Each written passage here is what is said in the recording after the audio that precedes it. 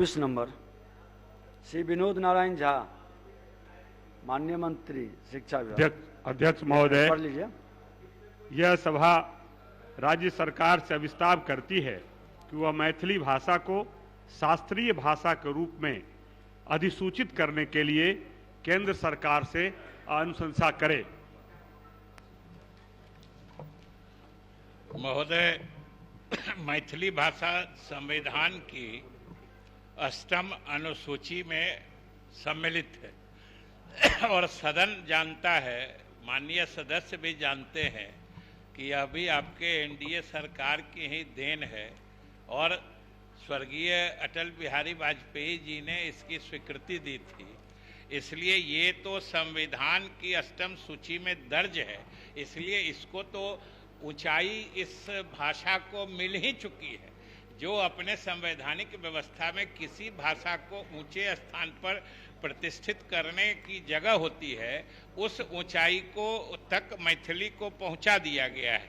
इसलिए इसे क्लासिकल भाषा के रूप में अधिसूचित करने के संबंध में अनुरोध करने का कोई प्रस्ताव विचाराधीन नहीं है और चूंकि 8वीं सूची में शामिल है, इसलिए माननीय सदस्य वापस ले लें। अध्यक्ष महोदय, मैं एक जानकारी देना चाहता हूं।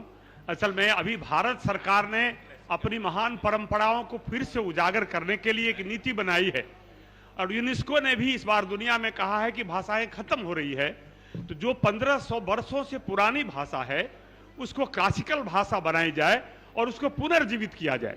और उसमें 7 भाषाओं का अभी तक चयन हो चुका है, वह है कन्नड़, मलयालम, तेलुगु, संस्कृत, और अभी उड़ीसा इसकी लड़ाई में लगा हुआ है। मैथिली भी शास्त्रीय भाषा है क्योंकि इसकी भी 1015 साल पुरानी लिपि है और इसका कारण यह है अध्यक्ष महोदय, पहले तो था कि विद्यापति 14वीं 15वीं सदी में हुए और उसके पहले मैथिली नहीं थी, लेकिन अभी महापंडित राहुल सांकृत्यायन जब उन्होंने तिब्बत से पांडुलिपियां वापस लाई तब नई रोशनी प्राप्त हुई। 12वीं सदी में नालंदा विश्वविद्यालय को जला दिया गया, लेकिन उससे पहले पांडुलिपियां तिब्बत और ह्वेनसांग के द्वारा चीन चली गई।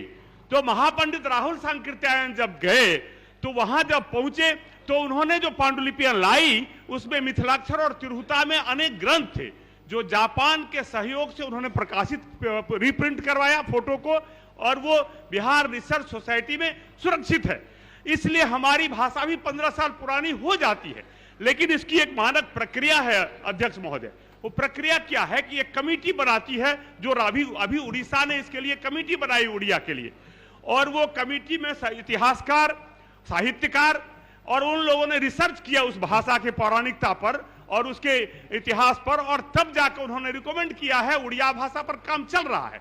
मैसूर में राष्ट्रीय भाषा संस्थान स्थापित था जिसे भारत सरकार के मानव संसाधन विकास मंत्रालय ने उसको शास्त्रीय भाषा के लिए डीम्ड यूनिवर्सिटी की मान्यता की प्रक्रिया प्रारंभ कर दी है।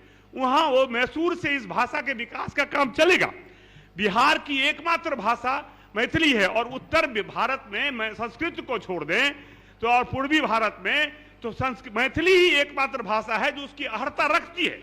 और मुझे तो ये भी जानकारी है कि मुख्यमंत्री को जब लोगों ने, मैथिली वाले विद्वानों ने मिला तो 13 फरवरी 2019 को उन्होंने एक पत्र भी लिखा है भारत सरकार को कि मैथिली भी उस अनुरूप भाषा है, लेकिन उसकी जो अहर्ता है वो तभी पूरी होगी जब एक विद्वानों की कमेटी बनेगी जिसमें साहित्यकार एक हो गया अध्यक्ष जी कृपा करिए, वो तब होगा जब एक कमेटी का गठन होगा, उसमें विभाग के अधिकारी भी रहेंगे, मैथिली भाषा साहित्य से जुड़े विद्वान भी रहेंगे, इतिहासकार भी रहेंगे। उस कमेटी का फाइंडिंग जब भारत सरकार को प्राप्त होगा तो शास्त्रीय भाषा के रूप में इसकी मान्यता स्थापित होगी। और इसलिए ये 1500 से 2000 साल पुरानी हमारी भाषा स्थापित है। इसलिए हम चाहते हैं कि इसमें इनको कुछ करना नहीं है, अनुशंसा करनी है। इसीलिए इस प्रस्ताव को भारत सरकार को अनुशंसा करनी है। इसीलिए ऐसी जो भारत सरकार को अनुशंसा होती है उसमें संकल्प को वापस लेने की आवश्यकता नहीं होती है।